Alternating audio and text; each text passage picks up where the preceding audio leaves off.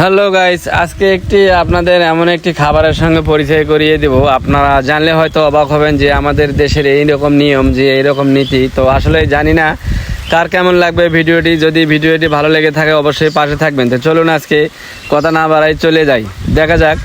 এই যে গরুর মাংস রান্না করা হয়েছে এখানে একটা মিলাদের দাওয়াত রয়েছে। তো আমাদের দেশের নিয়ম নীতি কিন্তু আলাদা। এখানে কোনো চেয়ার টেবিল না, এখানে খলাতে বসে মাটিতে বসে লোকজন খাবে। তো সেটা ভিডিওটি যদি দেখতে চান তাহলে সম্পূর্ণ ভিডিওটা দেখতে থাকুন।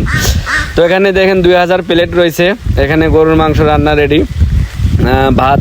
ভাতের জন্য চাল রান্না করা হয়েছে, আপনার 13 মণ চাল রান্না করা হয়েছে। 2000 লোকের আয়োজন। তো বিশাল আয়োজন, আপনারা দেখলেই বুঝতে পারবেন। দেখুন সারিবদ্ধভাবে লোক আসতেছে, কত সুন্দরভাবে আসতেছে। একের পর এক গ্রামবাসী এবং গ্রামের আশেপাশে যত গ্রাম আসে সব লোক চলে আসবে এই দাওয়াতে। কারণ বুঝতেই তো পারতেছেন 2000 লোকের আয়োজন। এই যে এখানে লোকজন বসে পড়ে গেছে, ভাত নিয়ে গেছে সাসপেনে করে।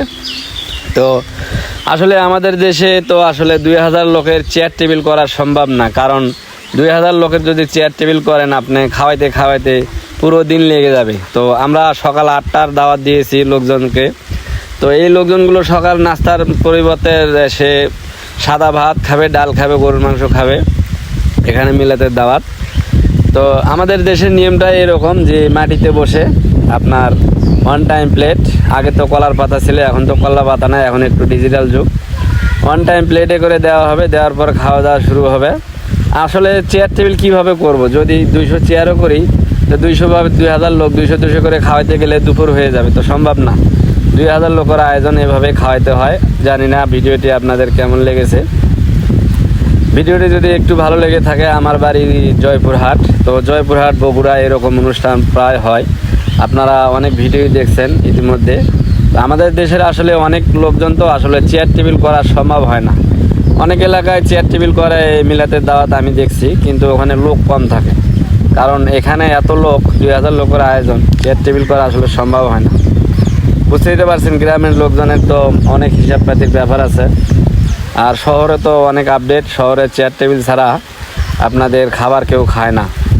তো ভিডিওটি যদি আপনাদের ভালো লেগে থাকে অবশ্যই লাইক কমেন্ট শেয়ার দিয়ে পাশে থাকেন। এরকম সুন্দর সুন্দর ভিডিও আরও আমি যেন আপনাদেরকে উপহার দিতে পারি। আসলে আপনাদের মতামত যদি আমি পাই তাহলে এরকম ভিডিও বানাইতে ভালো লাগে। কেননা যদি মতামত পাওয়া যায়, উৎসাহ পাওয়া যায়, সেই কাজ কিন্তু করতে ভালো লাগে। যদি ভালো লেগে থাকে অবশ্যই পাশে থাকবেন।